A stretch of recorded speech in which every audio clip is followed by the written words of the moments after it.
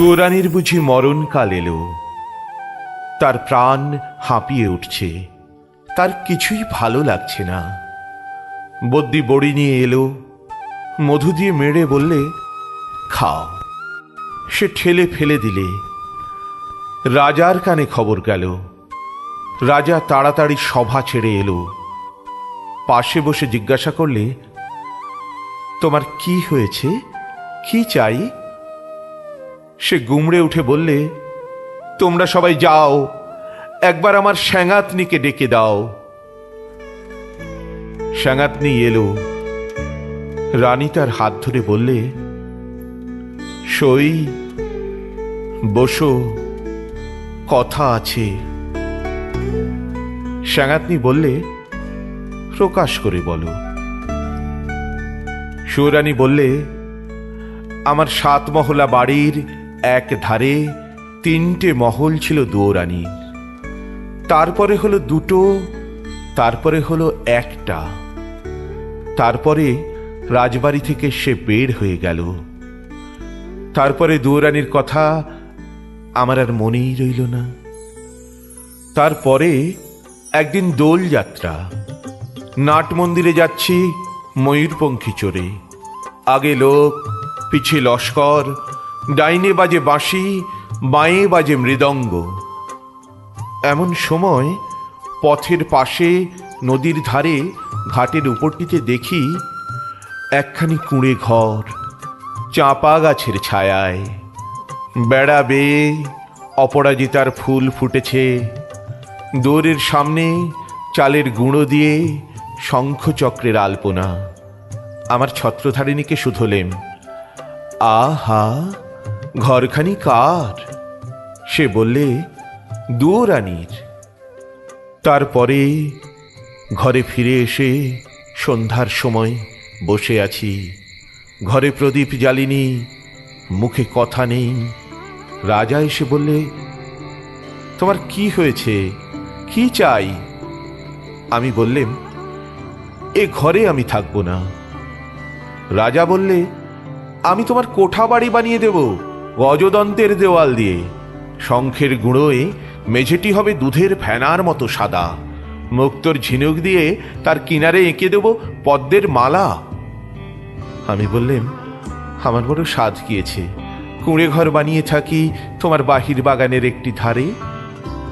রাজা বললে, আচ্ছা বেশ, তার আর ভাবনা কি? কুঁড়ে ঘর বানিয়ে দিলে। সে ঘর যেন তুলে আনা বনো ফুল। যেমনি তৈরি হলো অমনি যেন মুষড়ে গেল। বাস করতে গেলেন, কেবল লজ্জা পেলেন। তারপরে একদিন স্নান যাত্রা। নদীতে নাইতে গেছি, সঙ্গে 107 জন সঙ্গিনী। জলের মধ্যে পালকি নামিয়ে দিলে, স্নান হলো। পথে ফিরে আসছি, পালকির দরজা একটু ফাঁক করে দেখি, ও কোন ঘরের বউগা? যেন নির্মাল্যের ফুল, হাতে সাদা শাঁখা, পরনে লাল পেড়ে শাড়ি। স্নানের পর ঘড়ায় করে জল তুলে আনছে। সকালের আলো তার ভিজে চুলে আর ভিজে ঘড়ার ওপর ঝিকিয়ে উঠছে। ছত্রধারিণীকে শুধলেন, মেয়েটি কে? কোন দেব মন্দিরে তপস্যা করে? ছত্রধারিণী হেসে বললে, চিনতে পারলে না? হই তো দুয়োরানী।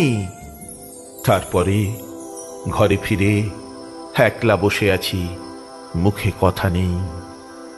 রাজা এসে বললে, তোমার কি হয়েছে, কি চাই?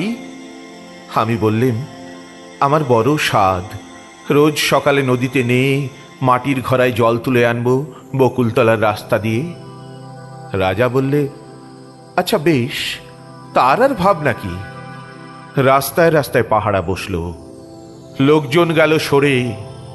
সাদা শাঁখা পরলেম আর লাল পেড়ে শাড়ি।